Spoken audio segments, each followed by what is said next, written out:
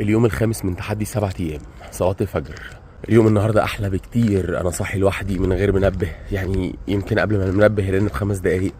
كان عندي برد قوي جدا من يومين، والغريب ان البرد راح في 24 ساعة. انا مش عارف ده ليه علاقة بان الواحد بقى يصحى بدري، ليه علاقة بان الواحد ظبط يومه، ولا دي حالة يعني حاجة نفسية، بس انا حاسس ان في فرق كبير.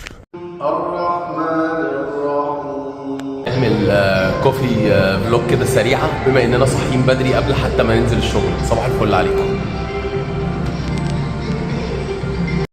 احساس الاجهاد اللي كان بيجي في نص اليوم بدأ اهو مع اليوم السادس يتلاشى، يبقى مش موجود، فتبدأ تحس ان يومك ماشي طبيعي من غير اجهاد.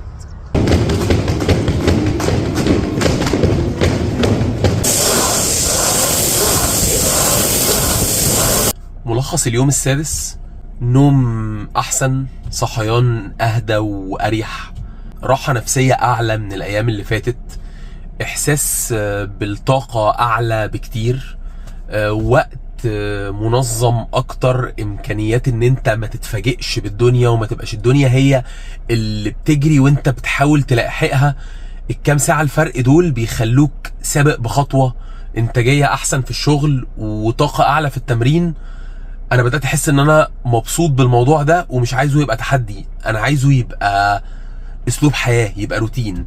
فبكرة ان شاء الله اخر يوم هطلع فيه في التحدي ده، هقول لكم اجمالا ايه المميزات وايه العيوب. وبعد ال7 ايام دول انا مش هنزل فيديوز تاني عن الموضوع ده خالص، بس هحاول انه يبقى حاجة ثابتة في حياتي. ويا ريت لو عندكم اي اقتراحات لاي حاجة تاني نعملها مع بعض، انا معاكم.